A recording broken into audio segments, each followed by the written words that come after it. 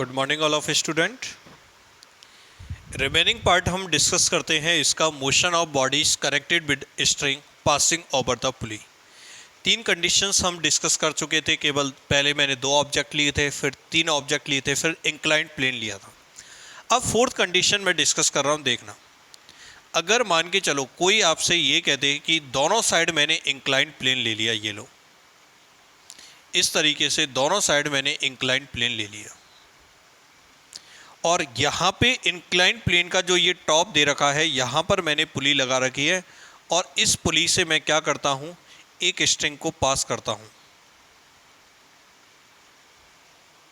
ठीक है, पास करने के बाद यहाँ पर मैंने मान के चलते हैं अपन लोगों ने M1 को इससे कनेक्ट कर रखा है, और यहाँ मैं मान के चलता हूँ M2 को मैंने कनेक्ट कर रखा है। ये लो स्मूथ सरफेस है दोनों। इस वाले एंगल को मैं अल्फ़ा मान लेता हूँ, इस एंगल को मैं बीटा मान लेता हूँ। देखो, फर्स्ट ऑफ ऑल आप खुद रफ कॉपी में करने की कोशिश करो। यहीं पे आप अपनी वीडियो को एक बार पॉज कर दो और आप खुद निकाल के देखो कि क्या इसकी इक्वेशन निकल सकती है। ठीक है ना। पहली बात तो आप किसी भी डायरेक्शन में इसको मूवमेंट मान सकते हो। M1 की तरफ से ऐसे मान सकते हो, या M2 की तरफ से इधर मान सकते हो। मैंने बताया था M1 यदि नीचे आएगा तो M2 ऊपर जाएगा, M2 यदि नीचे आता है तो M1 ऊपर जाएगा। आपका मन करे जिधर की डायरेक्शन में अपन मान सकते हैं, इसमें तो कहीं कोई दिक्कत है नहीं। ठीक है, चलो अब देखते हैं। चलो मैं ऐसे मान लेता हूँ, ये इधर आ रहा है, इधर आ रहा है। टेंशन फोर्स दिखा देता हूँ। इसके हिसाब से टेंशन फोर्स इधर होगा, इसके हिसाब से टेंशन फोर्स इधर होगा। पूरी रस्सी एक ही है, पूरी स्ट्रिंग एक ही है, इसलिए टेंशन फोर्स सेम रहेगा पूरी स्ट्रिंग के अंदर। क्लियर है बच्चों। अब इक्वेशंस निकालेंगे। पहले आप रफ कॉपी में निकालोगे, उसके बाद आप देखोगे। यहीं पे वीडियो को आप पॉज कर दो। पॉज करने के बाद आप खुद बना के देखो कि M1 के लिए क्या इक्वेशन बनेगी और M2 के लिए क्या इक्वेशन बनेगी, देन मैच करना। ठीक है ना। मैं स्टार्ट करता हूँ। सबसे पहले मैं M1 को लेके चलता हूँ। ये मैंने M1 को लेके चला। क्लियर। यहाँ पर मैं देखता हूँ ये एंगल मेरे पास अल्फ़ा है, इट मीन्स ये मेरे पास होगा M1G। ये तो हमेशा वर्टिकल डाउनवर्ड लगेगा।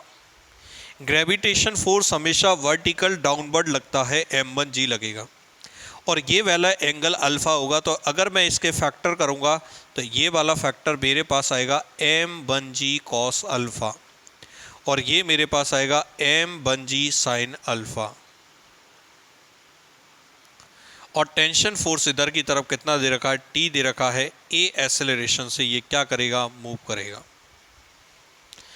अब क्या करते हैं, इधर M2 वाला यदि लेके चलते हैं तो M2 वाले में देखो क्या कंडीशन रहेगी। ये वाला एंगल मेरे पास है बीटा, ये मेरे पास है M2।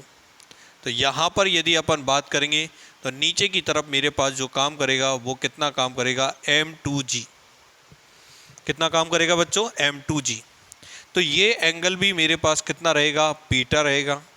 इसके कंपोनेंट करूँगा तो M2G कॉस बीटा, और ये जो मेरे पास रहेगा वो क्या रहेगा, M2G साइन बीटा।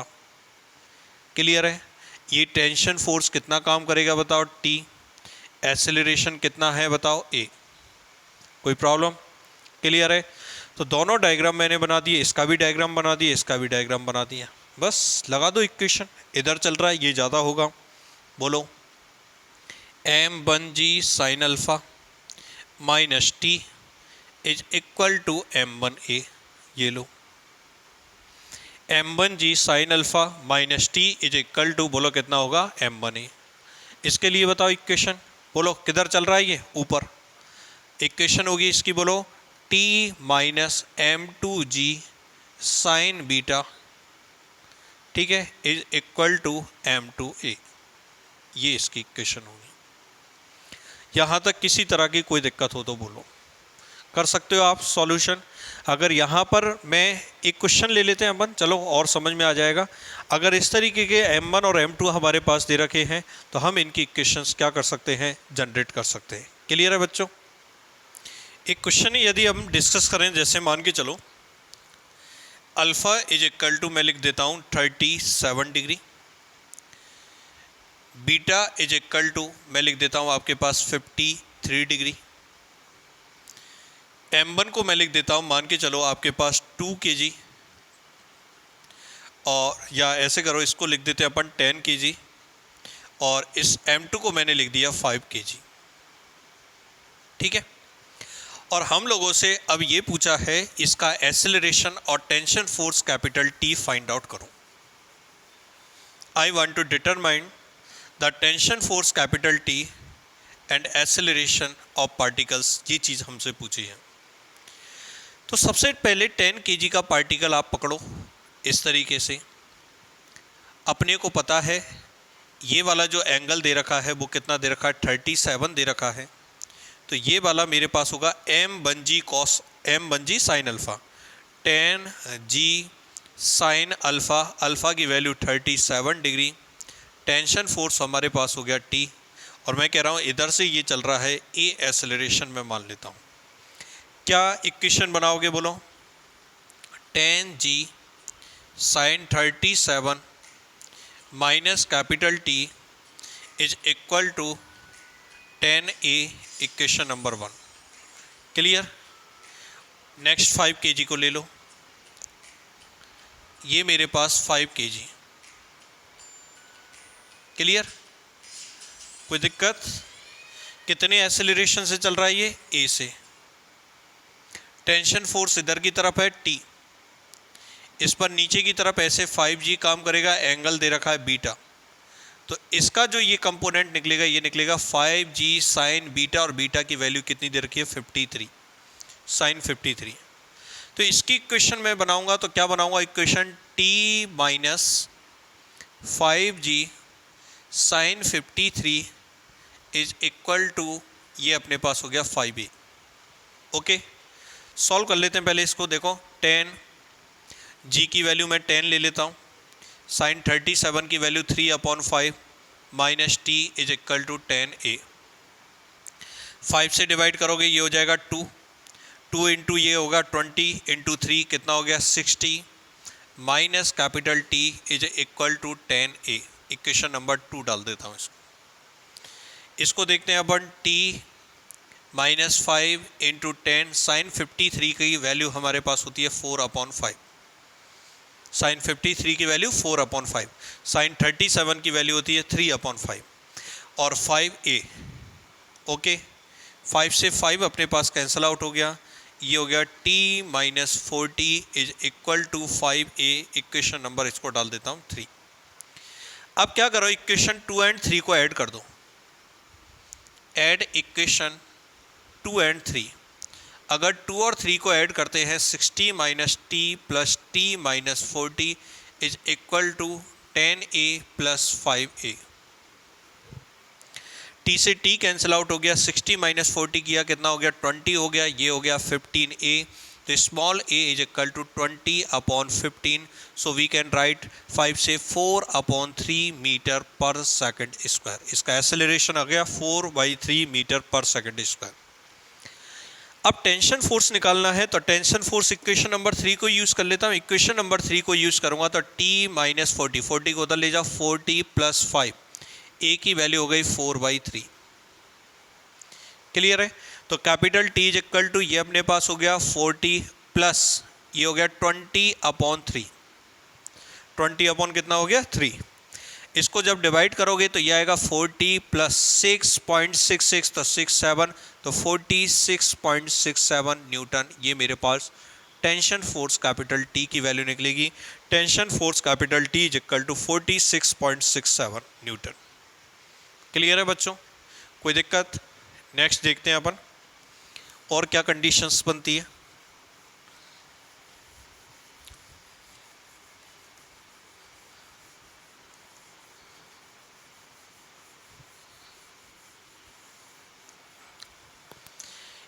इसी में एक क्वेश्चन, एक पार्ट और लेके चलते हैं। अब मैं क्या करता हूँ, सरफेस को इंक्लाइंड की जगह ऐसे हॉरिजॉन्टल ले लेता हूँ। ठीक है, हॉरिजॉन्टल ले लिया, और यहाँ पर मैंने क्या किया, ये मैंने कोई एक मास रख रखा, एक बॉडी। यहाँ भी स्ट्रिंग मेरे पास दे रखी है, इधर भी मेरे पास कोई स्ट्रिंग दे रखी है। इस स्ट्रिंग से मैंने क्या किया, एक बॉडी को कनेक्ट किया। इस स्ट्रिंग से भी मैंने कोई दूसरी स्ट्रिंग है इससे भी एक बॉडी को कनेक्ट किया, ठीक है। वही स्मूथ सरफेस है, इस बात का ध्यान रखना, सरफेस स्मूथ है, स्मूथ सरफेस। इधर मास m1 मान लेता हूं, इधर मास m2 मान लेते हैं, इधर मास m3 मान लिया। ये तीन बॉडीज हमारे पास इस तरीके से कनेक्ट है। m1 और m3 में से कोई भी एक बॉडी आपके पास हल्की होगी, एक बॉडी आपके पास हार्ड होगी, और इस तरीके से होना चाहिए कि m1 नीचे आए या ऊपर जाए, या m3 नीचे आए या ऊपर जाए, कोई भी एक कंडीशन फॉलो होनी चाहिए। ऐसे मान के चल रहे हैं m1 नीचे आती है, m3 ऊपर जाती है। जब m1 नीचे आएगी इसका मतलब m2 इधर की तरफ चलेगा। एक्सेलरेशन सबका बताओ कितना मान लेते हैं, स्मॉल a मान लेते हैं, ठीक है।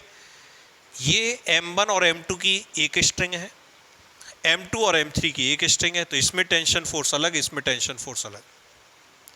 इसका टेंशन फोर्स मानते हैं T1, इधर से ऐसे, इधर से ऐसे, बॉडी से दूर की तरफ। इसमें टेंशन फोर्स T2 मानते हैं, इस तरीके से मानो। FBD बनाए इसका, इसका FBD अलग बनाओ, इसका अलग, इसका अलग। सबसे पहले m1 वाली की FBD बनाते हैं। ये मेरे पास m1, बताओ नीचे की तरफ कितना फोर्स काम करेगा, m1G काम करेगा ना। ऊपर की तरफ टेंशन फोर्स कितना काम करेगा बताओ, T1। ए एक्सेलरेशन से किधर की तरफ आएगा, ये नीचे की तरफ। तो क्या इक्वेशन बनेगी बोलो, m1G minus T1 is equal to m1A। Equation number 1, m1G minus T1 is equal to m1A, equation number 1। अब m2 वाले को पकड़ो, m2 वाले को पकड़ो। अब m2 वाले के लिए देखेंगे, इधर की तरफ T1 काम कर रहा है, इधर की तरफ T2 काम कर रहा है। ये एक्सेलरेशन से ऐसे चल रही है बॉडी, इसका मतलब T1 ज़्यादा है। इक्वेशन हो जाएगी T1 minus T2 is equal to m2G, m2A, sorry m2A। T1 minus T2 is equal to, बोलो कितना हो जाएगा, m2A हो जाएगा। अब बहुत से बच्चे सोच रहे होंगे सर इसमें m2G क्यों नहीं दिखाया। अरे दिखाओ m2G, कोई दिक्कत नहीं है, लेकिन m2G इसको हॉरिजॉन्टल डायरेक्शन में मूव थोड़ा ना करेगा भाई। m2G तो बैलेंस हो जाएगा, नॉर्मल फोर्स कैपिटल N से बैलेंस हो जाएगा। अगर आप लिखना चाहते हो तो इस पे नॉर्मल फोर्स कितना लग रहा है, तो N की वैल्यू आप लिख सकते हो, m2G काम कर रहा है। लेकिन ये कहीं भी अपने काम आएगा नहीं। ये काम आएगा कब, जब अगर ये फ्रिक्शन वाली सरफेस होती। अगर ये फ्रिक्शन होती तो N कैसे काम आएगा, वो नेक्स्ट अपन आगे डिस्कस करेंगे। अब m3 को ले लो। यदि m3 को अपन ने लिया तो m3 को लेने पर देखो नीचे की तरफ कितना काम कर रहा है, m3G काम कर रहा है। टेंशन फोर्स किधर काम कर रहा है, ऊपर काम कर रहा है, T2। ये A एक्सेलरेशन से ऊपर की तरफ जा रहा है। तो देखेंगे T2 हमारे पास ज़्यादा है, तो क्या लिखोगे बोलो, T2 minus m3G is equal to, हमारे पास हो जाएगा बोलो कितना, m3A। इसको लिख देंगे इक्वेशन नंबर 3। यहाँ तक किसी तरह की कोई प्रॉब्लम हो तो बोलो। क्लियर है बच्चों। तो ये अपने पास तीन इक्वेशन जनरेट हुई और तीन ही अननोन क्वांटिटीज़ हैं। अपन देखेंगे पहली अननोन क्वांटिटी T1, दूसरी अननोन क्वांटिटी बोलो कितना, T2, और थर्ड अननोन क्वांटिटी हमारे पास एक्सेलरेशन स्मॉल a। और तीन इक्वेशंस की यूज़ करके हम T1, T2 और एक्सेलरेशन स्मॉल a की वैल्यू को क्या कर सकते हैं, फाइंड आउट कर सकते हैं। क्लियर बच्चों। एक कंडीशन और देखो इसमें, और किस तरह की कंडीशन बन सकती।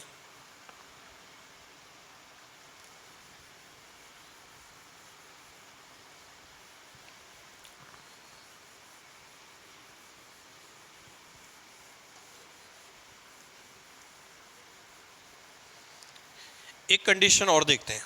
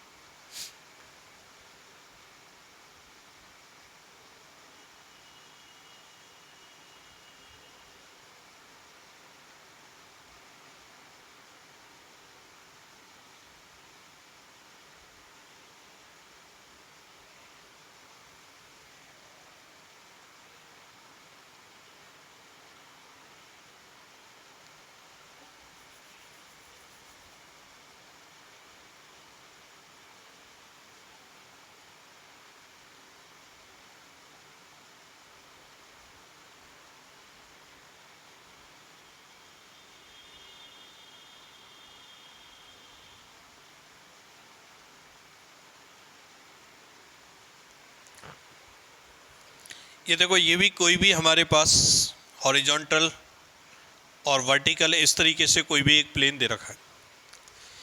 इस हॉरिजॉन्टल पर एक मास m2 रखा गया है, जिसको मैंने एक स्ट्रिंग से कनेक्ट किया, ये पुली से होकर, इस पुली से होकर, ठीक है ना, घूमती रहेगी ये, इस पुली से होकर, या इस पुली को मैं यहाँ भी मान सकता हूँ, ये पुली आप यहाँ मान लो, ये लो, ठीक है, ज़्यादा अच्छे से समझ में आए। इस पुली को ऐसे कनेक्ट करके इस पुली के ऊपर से होकर मैं m1 पर लेके आ गया। पहली चीज़ तो देखो, ये पूरी स्ट्रिंग एक ही है या अलग अलग है? आपका आंसर होगा एक ही स्ट्रिंग है। It means tension force capital T तो सेम रहेगा इसमें। और जब यदि ये नीचे आता है तो ये इधर की तरफ खिसकेगा, इसका मतलब एक्सेलरेशन ए की वैल्यू फाइंड आउट करोगे, यस और नो? तो हम लोग ऐसे कहते हैं, ये ए एक्सेलरेशन से यदि नीचे की तरफ आता है तो ये ए एक्सेलरेशन से इधर की तरफ चलता है। तो m1 पर कौन कौन से फोर्सेस काम करेंगे जिससे कि आपके पास कंडीशंस हम निकालें? तो आप लोग कहोगे नीचे की तरफ m1g काम करेगा, ऊपर की तरफ टेंशन फोर्स T काम करेगा, ए एक्सेलरेशन से ये नीचे की तरफ आ रहा है। तो अगर मैं इसमें इक्वेशन बनाता हूँ तो क्या लिखोगे बोलो? m1g minus T is equal to m1a। इसको डाल देते हैं equation number 1। m1g minus T is equal to m1a, ये अपने पास इक्वेशन नंबर 1 हो गई। उसके बाद मैं लेता हूँ m2 वाले को। तो m2 वाला तो आपके पास हॉरिजॉन्टल प्लेन के अंदर रखा हुआ है m2, और ये कितने एक्सेलरेशन से मूव कर रहा है? a एक्सेलरेशन से। इधर की तरफ टेंशन फोर्स क्या काम कर रहा है? T काम कर रहा है। इसका मतलब इस T की जो वैल्यू होगी, इस T की वैल्यू हमारे पास m2a के इक्वल होगी। ये हमारे पास इक्वेशन नंबर 2। तो आप इस पूरे सिस्टम के अंदर कितनी अननोन क्वांटिटी डिटरमाइन करना चाहते हो? 2। और हमारे पास इक्वेशन भी कितनी दे रखी है? 2 दे रखी है। Why this equation we can solve and then we can determine the value of capital T and A। अपन T और कैपिटल A की वैल्यू को क्या कर सकते हैं? फाइंड आउट कर सकते हैं। क्लियर है बच्चों? तो इस तरीके के कोई भी क्वेश्चंस हमारे पास आता है, उन क्वेश्चंस को अपन क्या कर सकते हैं? सॉल्व आउट कर सकते हैं। Thank you.